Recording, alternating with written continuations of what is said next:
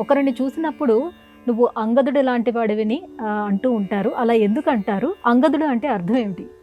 నిజానికి అంగదుడు అంటే రామాయణంలో ఉన్నటువంటి ఒక పాత్ర. వాలికి తారకి పుట్టినటువంటి వాడు అంగదుడు.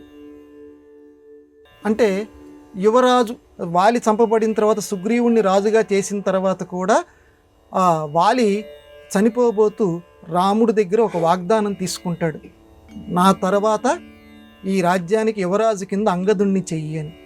ఆ ప్రకారంగానే అంగదుణ్ణి, సుగ్రీవుడు రాజు అయినప్పటికీ అంగదుణ్ణి యువరాజు కింద చేస్తారు. సరే, ఇప్పుడు మన ప్రస్తుత ప్రశ్న ఏంటంటే, నువ్వు అంగదుడిలాగా ఉంటావు అని. ఎందుకంటే లోకంలో రామాయణం అనేసరికి, రాయబారం అనేసరికి హనుమంతుల వారే మనకందరికీ గుర్తుకొస్తారు. కానీ హనుమంతుల వారి తర్వాత అంటే రెండో ప్లేస్ అంగదుడు రాయబారం రామాయణంలో చాలా సుప్రసిద్ధమైనటువంటిది. రాముల వారు ఎంత కరుణా సముద్రులంటే చివరి నిమిషంలో కూడా ఆయనకి హింస చేయటం ఇష్టం లేదు. ఇక యుద్ధం మొదలు కాబోతోంది, అప్పుడు కూడా ఇక వీళ్ళందరినీ చంపటం అనేది ఆయనకి పాపం ఇష్టం లేక అంగదుణ్ణి లంకకి పంపిస్తాడు.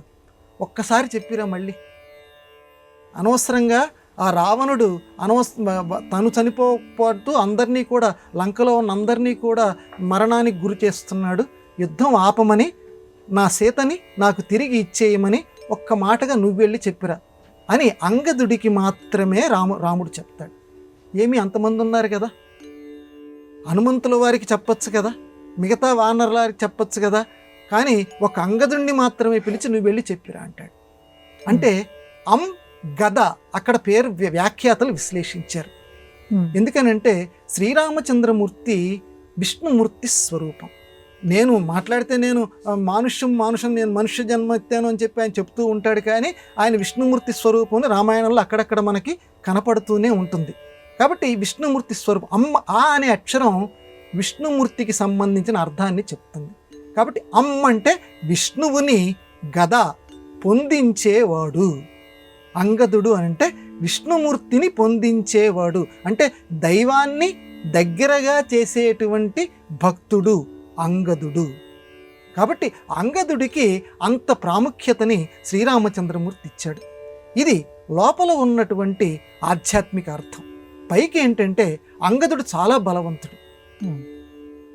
ఈ సుగ్రీవుడు ఒక్కొక్కరిని ఒక్కొక్క దిక్కుకు వెళ్ళమని, సీతమ్మ వారిని వెతకటానికి వెళ్ళమని చెప్తూ దక్షిణ దిక్కుగా కొంత సైన్యాన్ని ఇచ్చి పంపిస్తూ వాళ్ళకి నాయకుడి కింద హనుమంతుణ్ణి చేయల.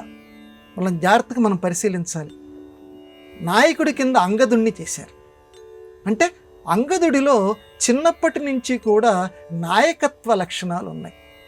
కాబట్టి నువ్వు అంగదుడిలాగా ఉన్నావు అని అంటే నీలో నాయకత్వ లక్షణాలు ఉన్నాయి.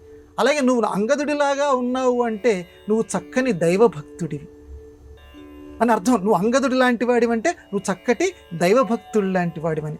అంగదుడు వెళ్తాడమ్మా, వెళ్ళిన తర్వాత కాలు ఇలా పెడతాడు రావణుడి యొక్క ఆస్థానంలో.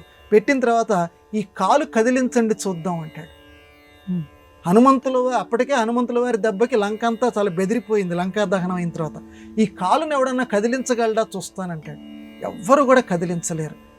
అంతటి బలవంతుడు అంగదుడు.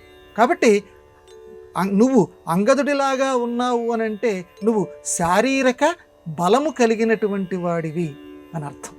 అట్లాగే ఎవరు ఈ 100 యోజనాల సముద్రాన్ని దాటి వెళ్ళగలరు అని వాళ్ళకి చర్చ వచ్చినప్పుడు, నేను 10 యోజనాల దూరం వరకు వెళ్ళగలను, 20 యోజనాల దూరం వరకు వెళ్ళగలనని ఒక్కొక్క వానరం చెబుతూ ఉన్నప్పుడు అంగదుడు నేను 100 యోజనాల దూరం వెళ్ళగలను, కానీ తిరిగి వస్తానో లేదో నాకు కొంచెం సందేహము అంటాడు.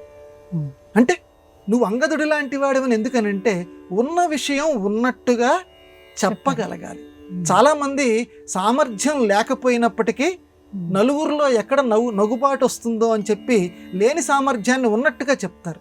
కానీ అంగదుడు తనకెంత సామర్థ్యం ఉందో అంతవరకే, నేను 100 యోజనాల వరకు వెళ్ళగలను, తిరిగి వస్తానో లేదో నాకు కొంచెం సందేహం అంటాడు. కాబట్టి ఉన్నది ఉన్నట్టు ఆవిష్కరించగలవు అని చెప్పడానికి నువ్వు అంగదుడి లాంటి వాడివి అంటారు. ఇది పూర్వకాలంలో రామాయణం చదువుకున్నటువంటి పెద్దలు ఈ రకంగా తమ తమ సంభాషణల్లో రామాయణ పాత్రల్ని ప్రస్తావనకి తెచ్చేవారు. అది ఒక స్వర్ణయుగం.